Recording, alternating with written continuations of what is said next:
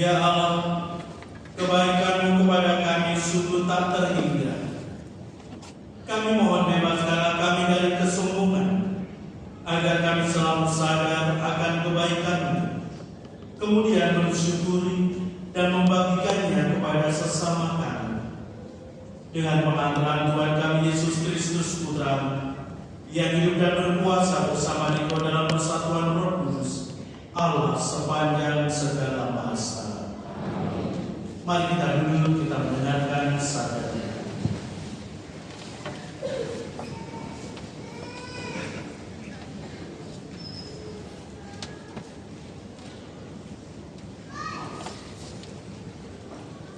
Bacaan dari kitab kedua Raja-Raja. Sekali peristiwa, turunlah Naaman, panglima Raja Aram, ke Sungai Yordan, lalu membenamkan dirinya 7 kali ke dalam sungai itu, sesuai dengan perkataan Elisa, abdi Allah itu. Lalu pulihnya tubuhnya kembali seperti tubuh seorang anak, dan ia menjadi tahir. Kemudian kembalilah ia dengan seluruh pasukannya kepada abdi Allah itu.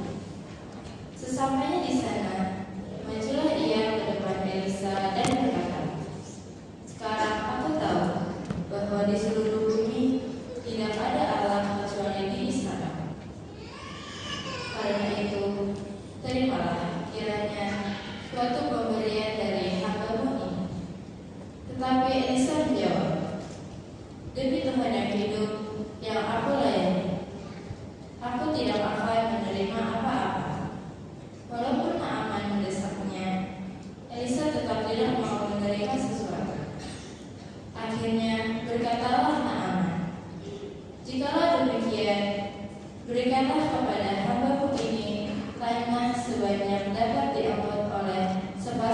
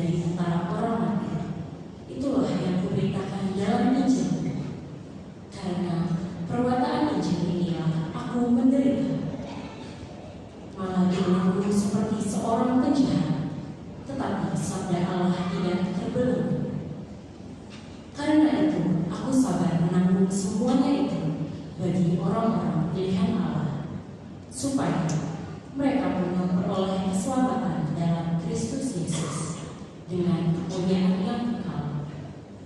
Benarlah sabda ini, jika kita mati dengan Kristus, kita pun akan hidup dengan Dia. Jika kita bertobat, kita pun akan ikut memerintah dengan Dia. Jika kita menyangkal Dia, Dia pun akan menyangkal kita. Jika kita tidak setia, Dia tetap setia, karena Dia dapat menyangkal dirinya.